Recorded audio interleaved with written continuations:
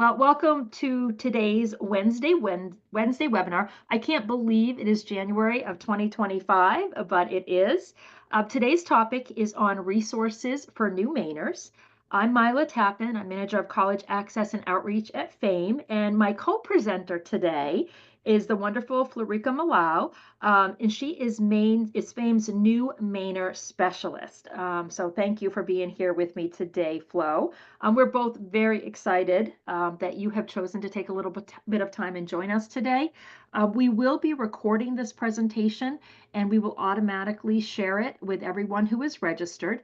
Later this week, we'll send out an email that will have a link to the presentation as well as a copy of the PowerPoint, and we'll address any questions that come up that we're not able to answer today. If any need to be researched, for example, we'll include those in that follow-up email. I also want to just let you know that all of our Wednesday webinars are recorded and they do live both on our website and on YouTube. So if you ever want to check out any after the fact, we'd love to have you do that. But we do appreciate it when people register because then we're sure that we're going to send them the link afterwards. So thank you for doing that. And if you need to head out early or something, know that it is being recorded.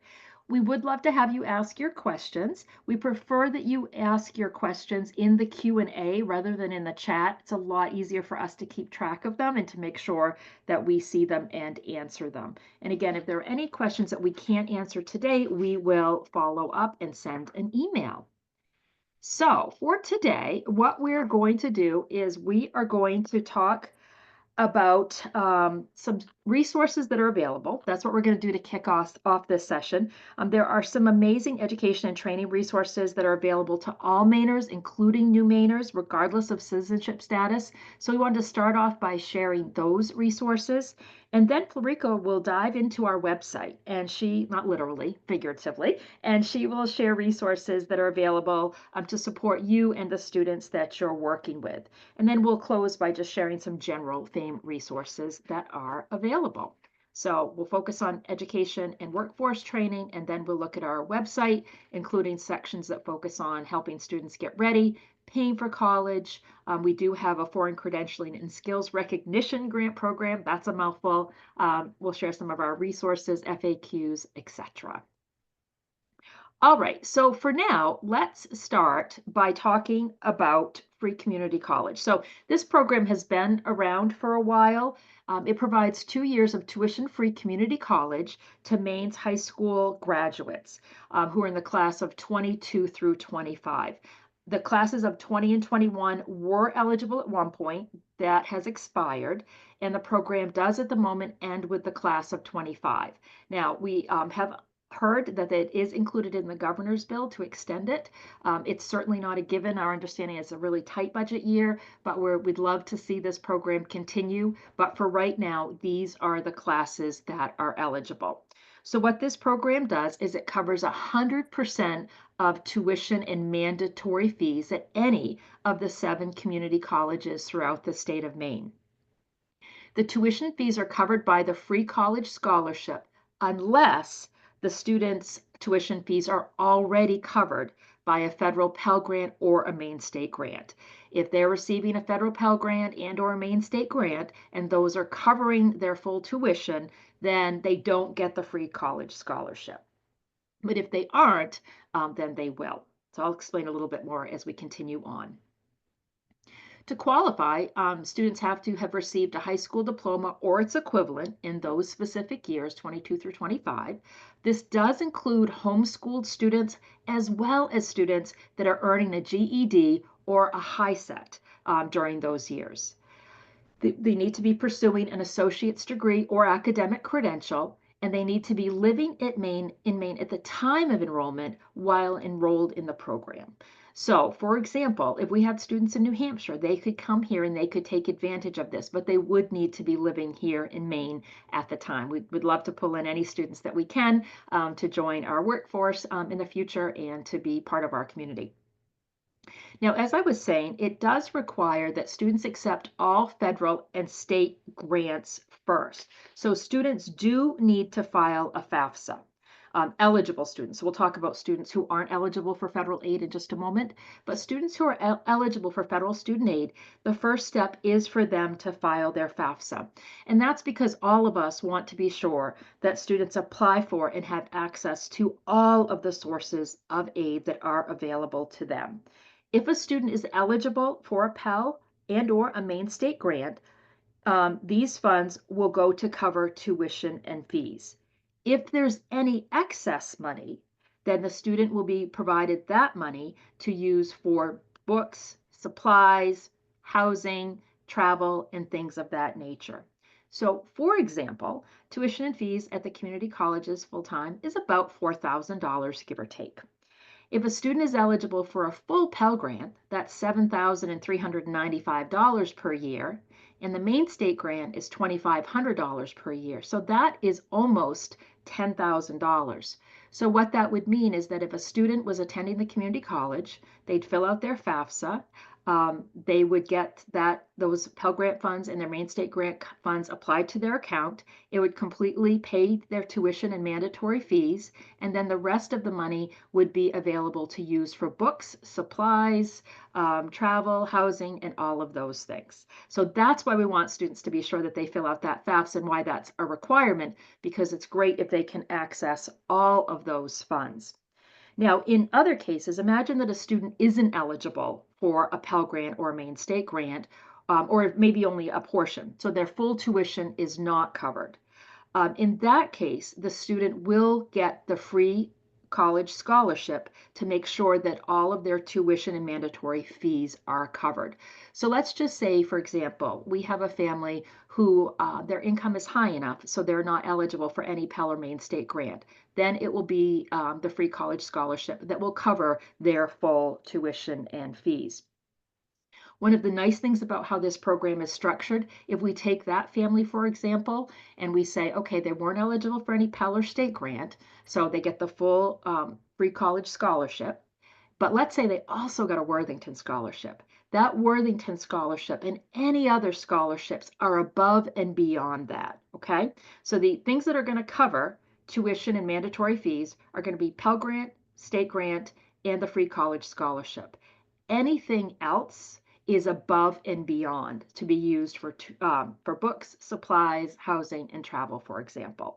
So this is just a fabulous opportunity that's available to students, and we want to be sure that people are aware of that. I did see a question come in, so let me do one more slide and I'll take a look and see what that question was, Flo. But first, I do want to talk about what happens if a student's not eligible for federal student aid. So we do have students here in Maine who are new Mainers who haven't yet become eligible non-citizens. So they're not citizens and they're not eligible non-citizens. Can they take part in this program? They absolutely can. So for these students who are not eligible, they will simply get the free college scholarship. So that's what they will receive to pay their tuition and mandatory fees. These students do not need to file a FAFSA. They really can't file a FAFSA at this point the way that it is now, and so they just don't need to regardless. Instead, what they need to do is they need to contact an advisor at the community college that they plan to attend. That advisor will document their circumstances and notify the appropriate campus offices to make sure that that free college scholarship gets applied and covers their tuition and fees. So this is a great opportunity whether this new Mainer is eligible for federal aid or not eligible for federal aid. This is a great opportunity for them. So Flo, I saw a question come in. Yes, the question was, will this extend to summer classes, the free college? I would have to double check that. I'm going to make myself a note.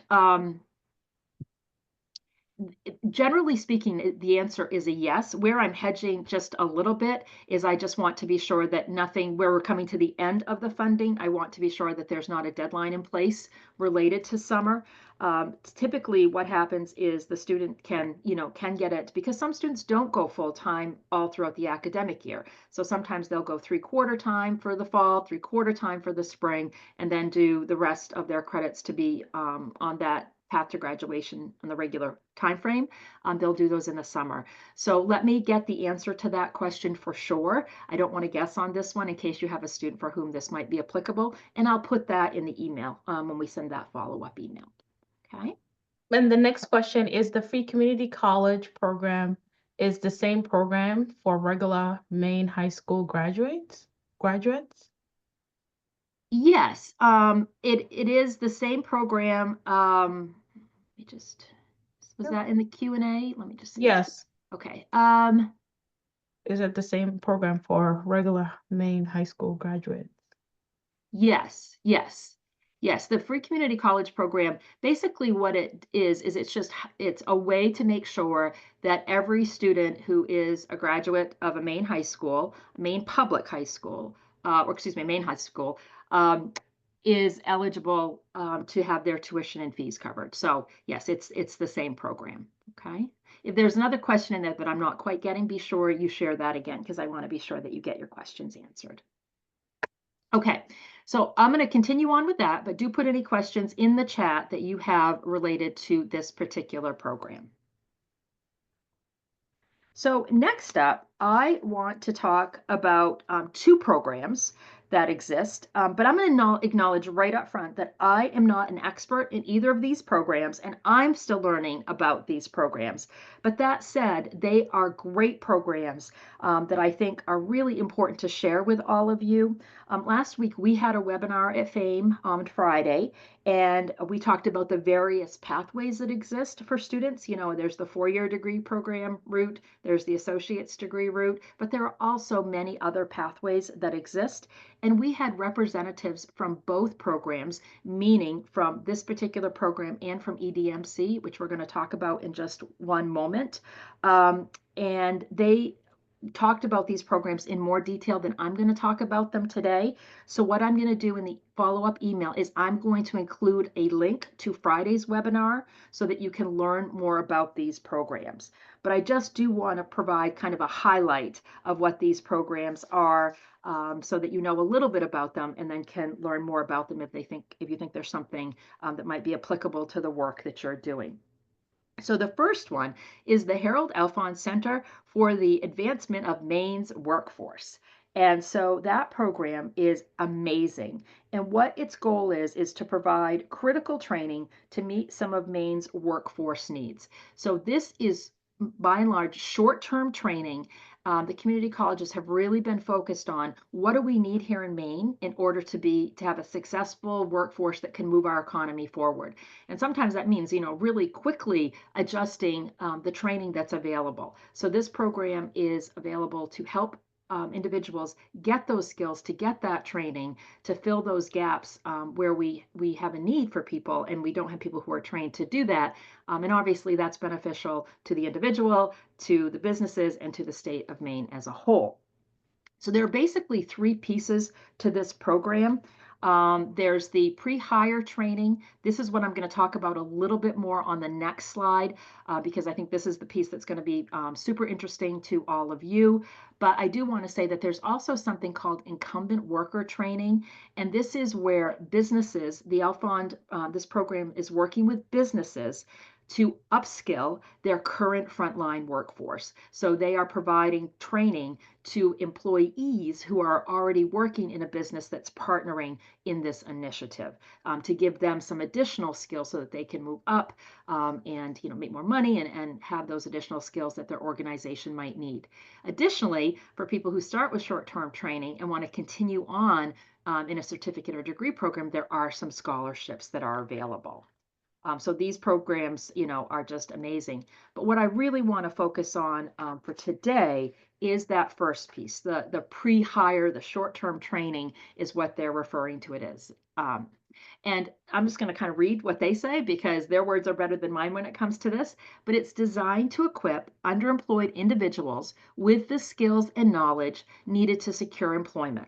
It's designed to meet the needs of regional employers and develop in collaboration with business and industry leaders, or developed in collaboration. Short-term and pre-hire training programs offer pathways into certificate and degree programs at Maine's community colleges.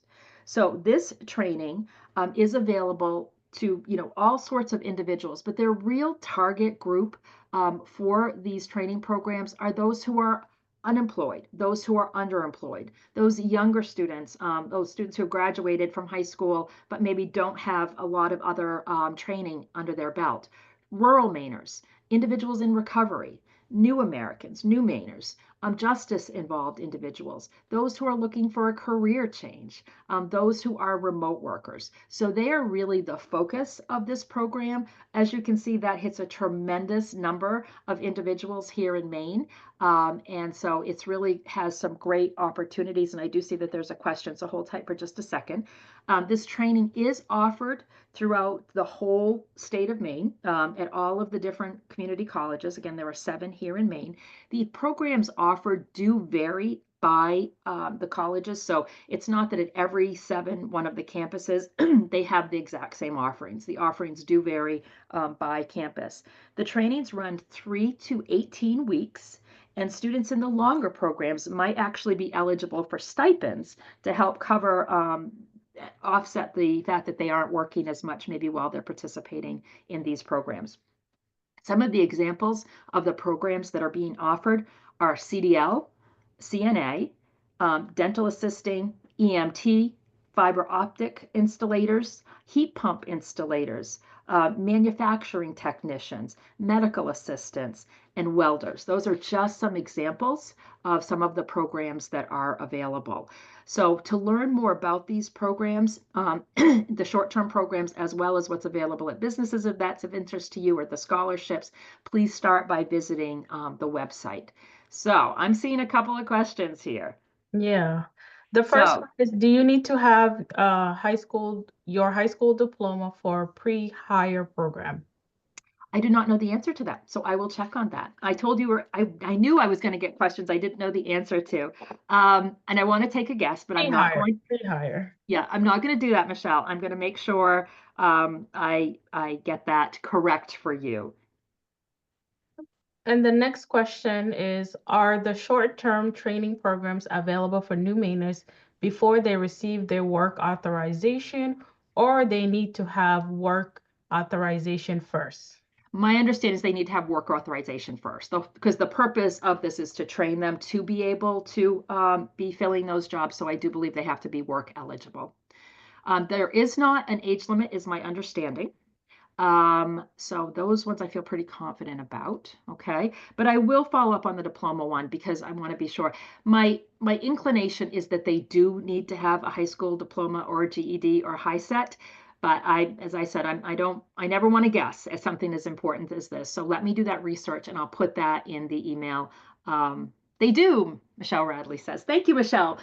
Michelle Radley is with us as well. Michelle is one of our college access counselors. So Michelle did a whole lot of deep diving. Actually, Michelle, I think I'm going to share your document in the email as well. A lot of deep diving on all 7 of the campuses and really found, where their information was located and what information was important to share. So thank you, Michelle, for jumping in and sharing that they do indeed need to have a high school diploma. Perfect. Okay. My inclination, but I didn't want to be wrong. Okay, so I'm going to continue on. I will jot down questions that I don't answer and make sure that we address them in the follow-up email. Okay. All right. I also want to mention EMDC, and I think I said that wrong a moment ago. There's ECMC and EMDC. These acronyms are killer, right?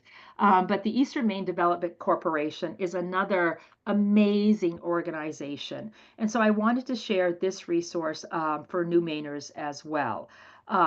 What EMDC, does is they can do everything from help facilitate the student getting their high school diploma or their high set. So let's just say we had a student who didn't have their diploma or their high set. Maybe, they're not able to go in to do this short-term training, but instead they work with EMDC to get that credential, their high school diploma or high set, and then they could continue on with the short-term training with the community college, for example. That's just one of the gazillions of pathways that exist these days. They also provide training in occupations that are in high demand careers. They have trainings that include mentorships and hands-on and on-the-job training. We know that so many individuals, the idea of sitting in a classroom for extended periods of time is just not what they want to do, that on-the-job training is going to be much more effective for them. So there are some great opportunities there. They also provide career counseling and support with wraparound services. So, assistance with whether it be childcare or transportation. We know those can be real deal breakers for some individuals and prevent them from pursuing some sort of education after high school. So EMDC can work with them to find those resources and help with those supports. Uh, those who they're really targeting are young Mainers. So this program is restricted to those who are 14 to 24, dislocated workers, those on public assistance, low-income individuals, those with difficulty math and reading, and employment affected by the pandemic or the opioid crisis, and new Mainers are eligible for this program. They don't have to be U.S. citizens in order to qualify for this. They have to be Maine residents. And with the Maine resident criteria, thinking back to the community college short-term programs through the Alphon Center, um, last week at the training session that was done that Nikki Vachon led here at FAME, we had Dan from the Maine Community College system talking about those programs, and he indicated that basically residency can be documented simply by having a bill that shows that you live at that address. So it is not a high bar to meet the residency requirements for the Maine Community College short-term training programs. And what I just was amazed at listening to the EMDC information is that it seemed like it was incredibly flexible as well. Now, what she did mention, this is a slide from that presentation last week, is she doesn't want us, any of us, to attempt to determine eligibility. Instead, work with the WIOA staff at EMDC. They will assist you, or through EMDC, they will assist you in figuring out your pathway to eligibility or that student's pathway to eligibility. So this is not meant to be a deep dive into their programs. It's really just to be hey, guess what? There are these programs available, and I think that they are a great opportunity for many individuals. We're so blessed in Maine, I think, to have so many wonderful opportunities. So with that, I'm going to go ahead and turn it over to Flo. She'll be providing an overview and highlights of some of the resources information that are available on the New Mainer section of our FAME website. You're going to notice that all the stuff in green, all the slides that have a little bit more green in them, those are actual slides from our website. So you can dig deeper into the New Mainer section of our website. You can see the website address there, and you can learn more. But Flo, would you take it away and share some highlights with us, please? Yes, sure. Can everybody hear me right? Yes. Sound great. Okay. So basically we have, when you go to the New Mainers section, it highlights a story about me and tells you and gives the students information about myself, Florica. And on the left, you'll see Get Ready for College. These are each columns that you would click on, and it will take us through different pages. We also have Paying for College, Credential Evaluations, Resources, Questions, and How I Can Help. And as Mila said, we also have the link to our New Mainers website, which is famemaine.com/newmainers. It'll take you directly to this page. Next page. Here we go. Also on that page, you'll see Getting Ready for College. And we all know that higher education is structured very differently in the United States than other countries. So what we highlighted in our website is the different types of institutions that is available here in the United States for new Mainers to get themselves familiar with 2-year versus 4-year colleges.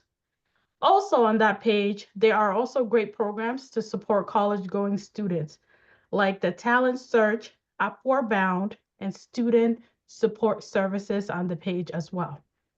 So basically, this is for an individual who's new to Maine, has no idea how to navigate the educational system, and this is a way to guide them on that page. Great resources. On that page, Paying for College, this is where we have federal student aid eligibility determination.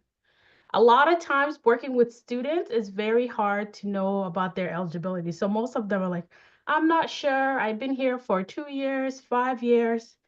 I'm seeking asylum. I received my asylum. So this is a great way. We also want students to go here. We all know to be eligible for federal student aid, you must be a US citizen or eligible non-citizen.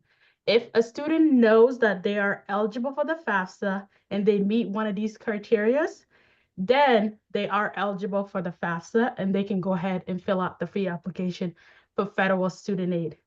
Also on the bottom here, All right, Flo. yeah, in the bottom here for students who are not eligible, they most of the times asylum seekers are not eligible, and we have those lists here on our page.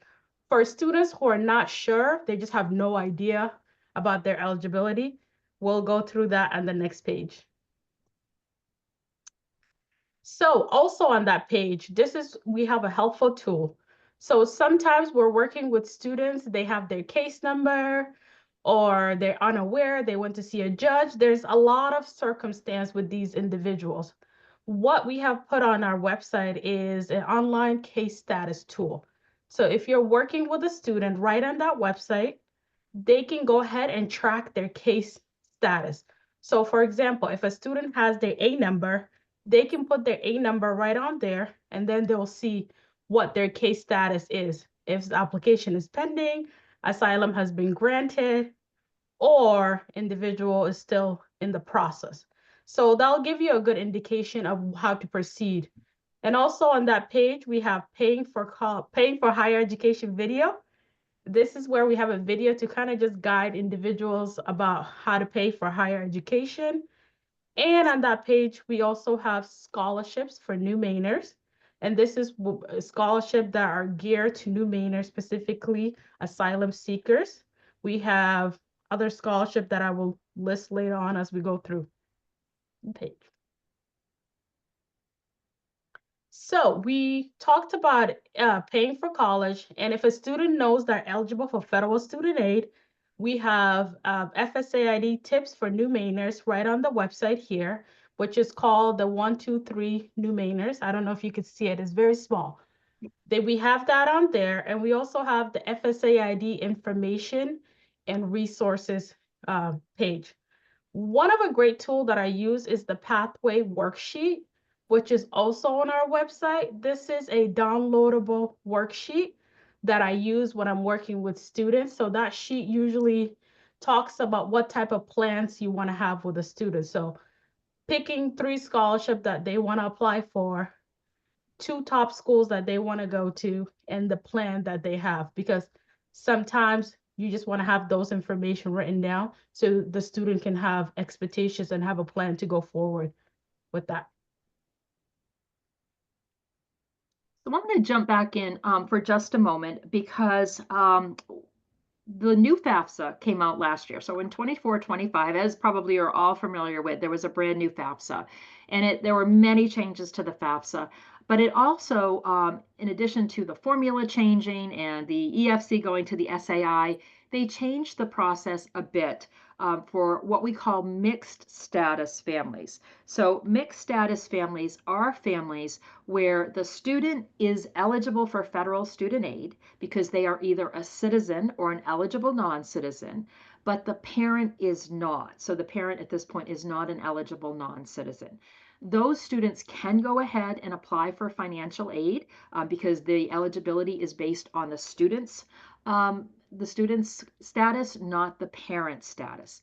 So there was one way that the FAFSA used to be done. We're not even going to revisit that. But what the process is now is that, again, the student has to have a regular Social Security number, not one for work purposes only. They have to have a regular Social Security number, and they do have to be a citizen or an eligible non-citizen. Oh, But can I share something too? Yesterday I did a FA night with Jessica, yeah, and I realized that their workers authorization has a USI number, and one of the student was using that as one of that number. So individuals need to, if they have that card, they're not eligible. So meaning that if they use that social security number, they won't be able to file the FAFSA. So that is something to kind of understand, because once they fill out the FAFSA thinking that they have that number, they will get an email saying that they're not eligible. Yeah, I think that's a really great point. I think, and I'm going to tell you that early on when I started doing this work, I was thinking, oh, they have a social security number, they're eligible, but that is not the case. So we have people who have social security numbers that mean that they are US citizens or eligible non-citizens. And then we have people who have a social security number that is for work purposes only. Having a social security number for work purposes only does not make an individual eligible for federal student aid. So thank you, Flo, for jumping in because And that is sometimes, yeah, I'm just thinking about things that have, and sometimes they have, if they have their social security number, it'll say valid for work authorization purposes. So look for that too as well. Yeah, clarifying that is really, really critical because, we do have students that sometimes will think that they're eligible, they'll go through the process, and then the disappointment after having gone through that is really, overwhelming to them. So we want to be sure that, as early as possible, they're not eligible. We know that, we convey them that and help them understand what other resources are available until they get their status. Okay. But in these situations, we're going to assume the student is eligible, um, and parent information is required on the FAFSA. So in those situations, what those parents need to do now is they need to create their own studentaid.gov account, referred to as an FSA ID. So, any of you that are attending a bunch of different webinars that we're doing on the FAFSA, you're going to notice that we're transitioning from calling it an FSA ID to a studentaid.gov account because that's what the federal government is. So I'm trying to do that myself as we get ready for that transition, which we don't know the exact time frame. But parents do have to go and create their own account. In the past, prior to the new FAFSA, they couldn't do that. It was not even possible for them to create an account if they didn't have an SSN. But now they can. And so what they're going to do is when they go to create an account, these are the early stages of the creation process, you're going to see that here underneath the social security number, there's a link that says, what if I don't have a social security number? So what an individual parent would want to do who doesn't have an SSN but needs to complete the portion of the FAFSA for their student, they would click on that link. And so then it's going to show them this box and it's going to say, if you don't have a social security number, you have to have one of these scenarios to proceed because what they're trying to do here is they don't want someone who has a social but just doesn't have it handy to think they can go through this process. This process is only for those who have never been assigned a regular social security number. Okay. So in this case, we're going to say, okay, I'm a parent, and then I'm going to click on that box saying that I don't have one.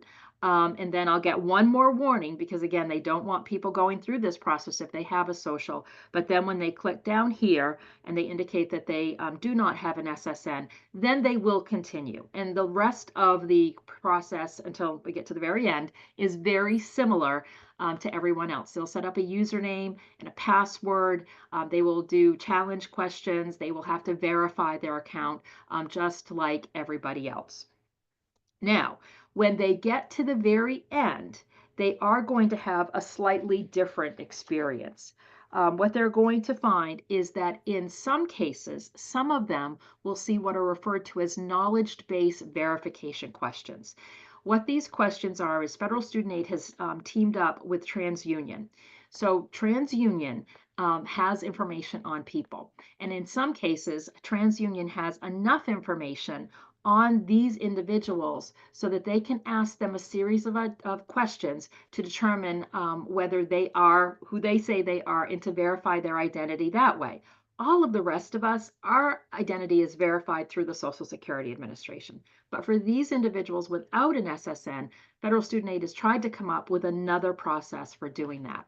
So those TransUnion questions are very similar to what we experience if we tried to, like if I went and I tried to get a copy of my tax transcript, I might be asked those questions. They're things like, what kind of car did you own in the past, or where did you have a loan from? Things like that, that theoretically you only know the answers to if you are you. So if TransUnion has enough information on that individual parent, then what they are going to do is they're going to present those questions. If the parent can answer those questions, then that will verify their identity. So just like my identity might be verified with the Social Security Administration, their identity has been verified through these TransUnion questions, and they're good to go. On the other hand, there's a whole bunch of people who will never see those questions. There's not enough information out there for TransUnion to gather up those questions and have them display. Or in other cases, there might be questions, but the individual doesn't answer them correctly. So in that situation, their identity cannot be verified. In both cases, an account will be created though. And this is new information. So this is new information since December 6th of 2024. So the process was one thing, it was tweaked a bit, and it's been tweaked again. So this is as of December 6th, 2024. Accounts will be created in both situations. They will get a confirmation screen that will tell them whether or not their account was verified. So again, if they could answer those TransUnion questions, if they appeared, their account's verified. If their account, if they never saw those questions or they answered them wrong, their account is a created account, but it's not a verified account, okay? But they still can use it immediately. Where things have changed, just to kind of step back to where we were last year and revisit this. In this second bullet here, where people had an account created in the past, but their identity wasn't verified, they were then provided with a case number. They were told that they needed to complete an attestation form, and then they had to provide documentation to prove their identity, and that documentation had to be sent into an email that was a federal student aid specific email address. There's concern for parents who are not here, maybe legally, and who are not U.S. citizens or eligible non-citizens, that providing this information, who knows, it's all protected currently. None of this information on the parent side is shared with Homeland Security. Student information is, because identity has to be, eligibility has to be verified. Parent information is not, but there is some concern. There has been some concern raised. I don't know how legitimate those concerns are, but there's no doubt this concern's been raised about these parents, providing their information if they are not here legally. So what federal student aid has said is, wait, we're going to kind of put the brakes on this. We're going to let these individuals create their account. Now for everybody, that attestation form is actually built into the process. They, going through the process to create their account, have to click a box that says, basically their attestation. It doesn't say it that way anymore. It just verifies, they just say, I verify that I am who I am. And then at this point, they're not having these individuals follow up at all with any documentation to verify their identity. Now, if we go back to the old FAFSA 2 years ago, they never had to verify their identity. So this isn't actually anything different than how it always was. It's just that what we ultimately want to get to is that people could use this process and have their identity verified, because then their tax information comes over directly from the IRS. Okay? So, recap here. I'm going to do it on the next slide. Actually, I'm not going to. I'm going to recap here that these students are eligible for federal student aid. All parents without a social security number should be able to create a studentaid.gov account and use it immediately. And all of them will have to enter their tax information manually. Okay? Now, we do have a worksheet that's available specifically for those who don't have a social security number. And that's spinning. Don't do that. That's not what I want. Sorry about that. This is what it looks like, but I have a screenshot instead. So here's what that form looks like. So basically it goes through the instructions, and those instructions have been updated to reflect the guidance from December 6th. And it also serves as a place where they can keep track of their information, because theoretically they will need that information for years to come. And I do see that there are some questions. So let me just have one more slide and then I'll stop and answer them or address them. So they can go ahead, they can set up their accounts. One thing that I do just want to mention is that when they set up an account, they do provide a mailing address. So when people don't have a social security number, one of the ways in which big picture people get verified is by using their mailing address. So there has been some discussion about what individuals who are concerned about this should do. And one option that has been provided is that those individuals may want to use a P.O. box instead of a mailing address, a physical mailing address. They do want to be sure that it's a legitimate address where they can receive mail, but that may be an option that has been proposed for individuals who are on the fence about this because, I think there's concern out there that parents won't want to fill out the FAFSA. And therefore their students won't be eligible for federal student aid. And that would be a shame to have their students not go, but I don't in any way want to dismiss the fear that some people might be feeling. So that might be an in-between situation that exists. So we do have some additional resources that we can share from NASFA, which is the National Student Financial Aid Administrators Association, and others about how to work with families if this situation occurs. I don't think we have tremendous numbers of students in this situation in Maine, but at the same time, we do want to be sensitive for those for whom it is an issue. When they're actually completing their FAFSA, so let's just say the student started the FAFSA, they're providing their parent information, so this is the parent invitation, they would simply click on "My parents don't have an SSN." In that case, then it's going to update this screenshot and it's going to provide the opportunity to provide that mailing address. And so that's, for example, where the P.O. box might be an option that they want to pursue instead of a physical mailing address. Okay, so gone are the days where parents would put in all zeros to fill out the FAFSA. That's what used to happen. But now what they're going to do is instead say they don't have a social security number and they can proceed through the process. So Flo, what questions do we have? Somebody asked, how is the tax information verified if they don't have Social Security? But, Their tax information how is it verified? It's just usually entered manually, right? Yeah. So tax information is going to be entered manually by those individuals. So that parent, if they had earnings, they would put in, if they filed taxes, they would put in their taxes, their tax information. I do want to say they're probably more likely to get selected for verification. It's not a given, but our understanding is that virtually no one was selected for verification last year, at least based on income. But it's always been thought that the individuals who don't have their information come over directly from the IRS are much more likely to be subject to verification by the colleges. So if that's the case, then colleges would reach out to the student and ask that the parent provide documentation of their income, so a copy of their tax return or something like that. Keep in mind, if people don't file taxes, and this is whether they're citizens or not citizens, people who don't file taxes are no longer having to provide income information on the FAFSA. The school may ask them questions. Oh, you said you didn't file taxes. There's some indication that maybe you should have. So there's that scenario. But for people who truly do not file taxes, there are no income questions on the FAFSA anymore. That was another change that came as a result of FAFSA simplification. Okay. You look tired. Okay. Any other questions, Flo, that I didn't see that you want me to address before we move on? Nope, no more questions. Okay, great. All right, so back to you, Flo. I was just going to say really quickly.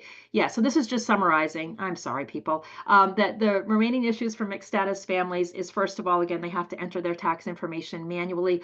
Also, when the student invites the parent, if there's anything that's incorrect when they're entering their parent's information, the system is having trouble finding that contributor. So basically, what's happening behind the scenes, to our understanding, is that when students enter parent information to invite them to fill out the parent section of the FAFSA, the littlest thing, like a blank space, can throw off the matching behind the scenes. So they're working on what they call fuzzy matching, so that those little things won't prevent someone from being matched. But at this point, some of that is still happening. I had it happen with a student the other day. So if you're in a situation where the student has started the FAFSA, and this is applicable to both students whose parents have a social and those who don't, if the student starts the FAFSA and the invitation isn't working, one option, and the parent's not getting the invite, they're logging in, they're not seeing anything there for them to complete, here's what I would do.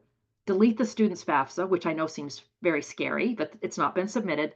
Delete the student's FAFSA and have the parent start the FAFSA and invite the student. So if you hit that issue, delete the student's FAFSA, have the parent start the FAFSA, and we found that that works very smoothly and we haven't had issues. Okay. So I jumped ahead of myself a little bit there. Now I'm going to turn it back over to you, Florica.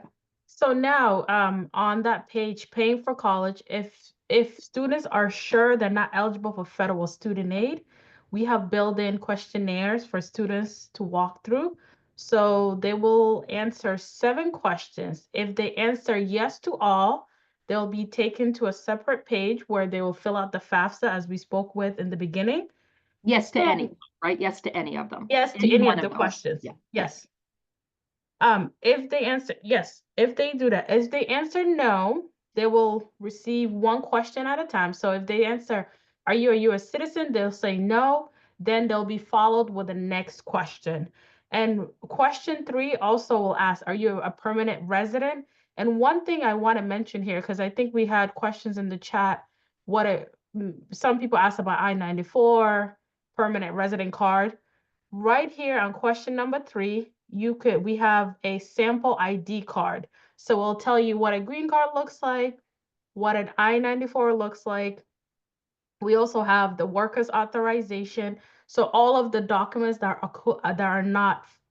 will show you which one is equivalent for filing the FAFSA.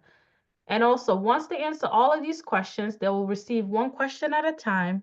And if they answer all 7 questions no, then they'll see the next page will be the resources and next step.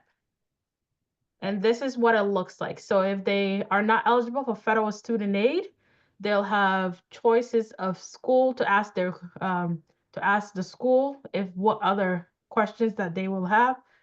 Also resources to explore, like the USM Promise. We have a contact there.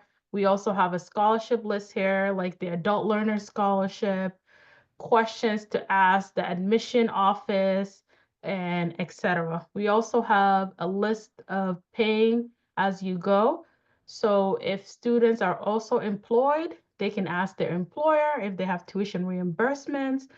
If their parents are employed, they can also see what type of benefits. We also have that link right on there. These are all for students to kind of help them navigate that problem if they're not eligible. I'm pretty sure soon we'll have that list too that Michelle created, right? To put it for those individuals who are not eligible as well. So they have more options for themselves to kind of explore. Yes, one of the things that we're working on, and this will be applicable to all students, are some of the various pathways that exist. So on our website, I think you're going to find really good information, for those who are going through the process and they're pursuing an associate's degree or a bachelor's degree. But we recognize that there are so many other pathways that are available, and options available to pay for those pathways. So we're going to be building out that section of our website. We're really excited. So in the next couple of months, we expect that we will have that information on our website as well. And also on that page, the scholarship for new Mainers, these are the scholarship sections that I spoke about earlier. These are scholarship for new Mainers, and the followings for individuals who want to look for scholarship. We kind of spoke about the local high schools and guidance counselors. So a lot of these individuals sometimes are unaware of scholarships available at the guidance office. So we put that there. We also mentioned the financial aid office, so they can speak to the financial aid office. A lot of times these individuals are not, if they haven't filled out the FAFSA, they're not telling individuals their financial aid status. So it's great to speak to the financial aid office to see if they have any scholarships available. As we spoke about employer, if they are working and parents are working. We also have a lot of different employers like Starbucks, McDonald's. All of those individuals offer tuition reimbursements. Burger King, all of those individuals. So it's important to check with them to see. And one of the other places that offer scholarship is a faith-based institutions. So if a student is in part of those religious organizations, they could see if they have scholarships available for them as well. Also, local organizations like the Boys and Girls Club, the New Mainers organizations like New Mainers Venture Center, all of those organizations might have scholarships available. And I think sometimes it takes individuals getting out there and kind of not for say exposing themselves, but with connection and speaking to other individuals and local organizations, it can become a scholarship available for them. And also our foreign credentialing skills recognition grant program. This is a grant that we have, and it's up to $1,000, and it's available for individuals who are to be work ready while waiting for their assurance of permanent work permit from federal immigration authorities. So this grant is funds are limited and it's first come, first serve. As you can see here, it not only covers credential evaluation, but it covers so many costs. It'll cover the cost of transportation to take the TOEFL test. It will cover related educational expense that students need to complete. So we have many options here. And if you go on our website, you could see what other fields they cover. We also cover the costs to get a driver's license for individuals, but want to make sure that these individuals have to not have their workers permit. So sometimes individuals might mistaken this with the Maine Community Foundation grant, which was for every individual who wanted a credential evaluation. But this grant only covers those individuals who haven't received their workers permit yet. Great. And also we have local organizational resources for new Mainers. These are the organizations I was speaking of that might have scholarships available for new Mainers. So like the Gateway, Hope, all of these organizations are really great resources for individuals. Because sometimes it depends on the students, route, if they either want to go to higher education or the workforce. These are several organizations that can help them navigate those systems.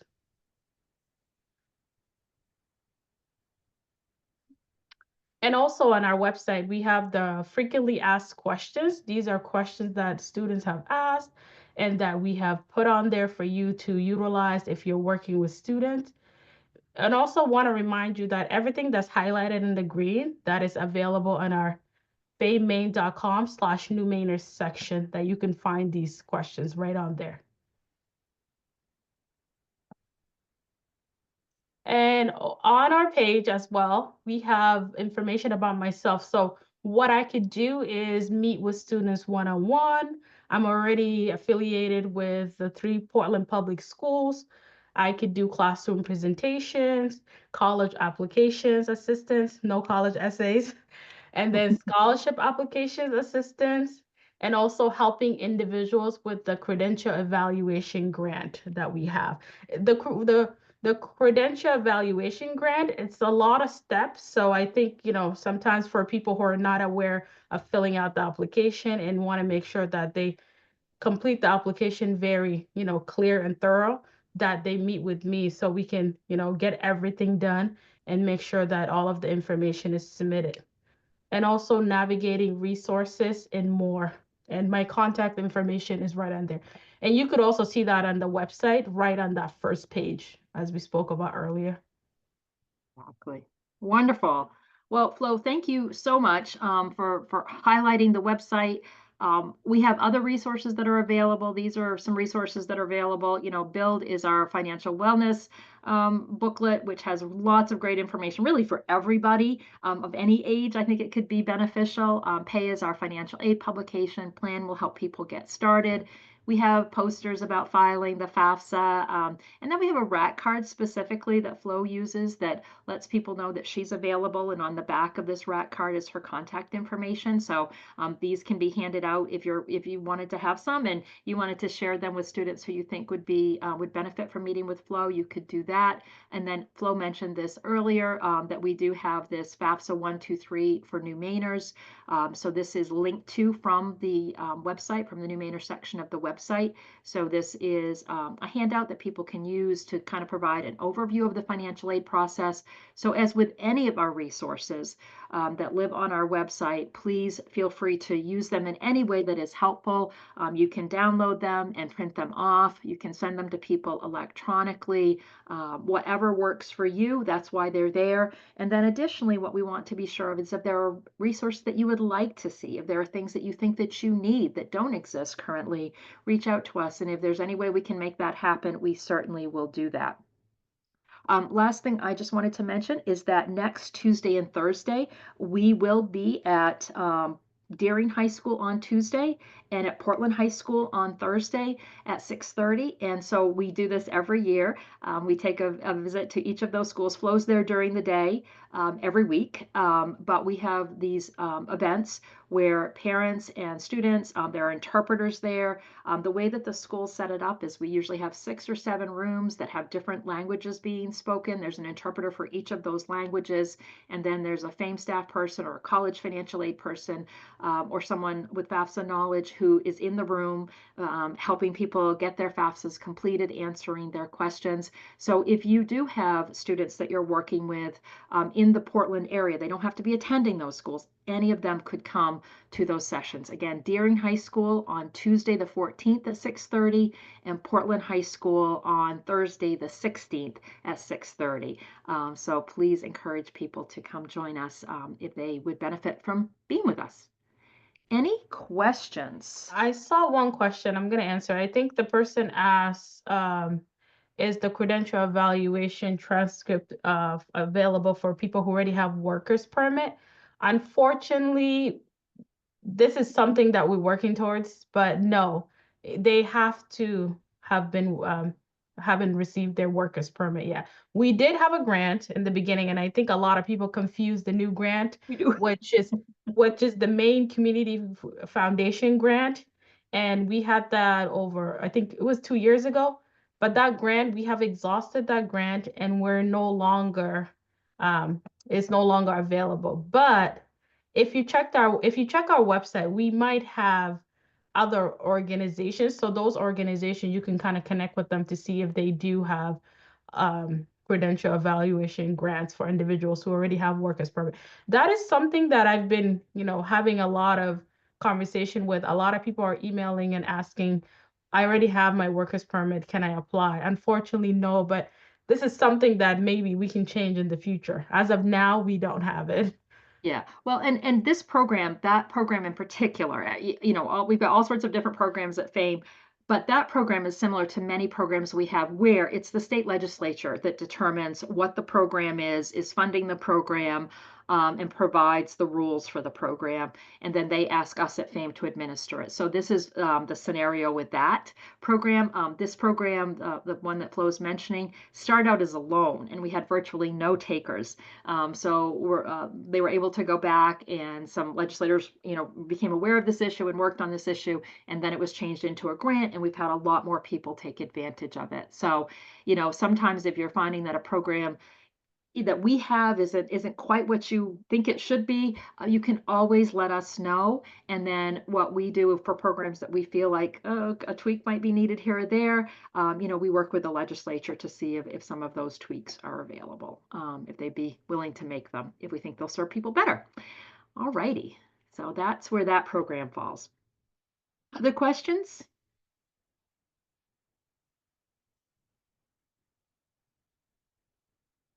Somebody said contact the New Mainers Resource Center. Barbara. Yes. Yep. Yes, the New Mainers Resource Center is I was going to mention that, but I didn't want to amazing. mention Yeah. like an organization. Yeah, it's one of those where you kind of like, oh, okay, we start with one, and then we don't want to leave other organizations out. But I was going to just see about going back. I believe that is one of the ones, Flo, that's listed. Yes, we have it right on the resource. I think it's like the second one. If you go to the back resource, and yeah. yep, it's right on the New Mainers page. Yep, New Mainers, the New Mainers Resource Center. Center. Yes. So please, yeah. In any of so what I'm going to do is I'm going to send out I'm going to stop sharing. I'm going to send out that email to follow up with the link, with the PowerPoint, answer the questions that I didn't answer. I wasn't confident, 100% confident of the answer today. I'll get that out to you. Feel free, that will go out to all of the registrants. If you are from an organization that has a resource that you really want shared with everyone, just email the group back, okay? So the email will go out to everyone.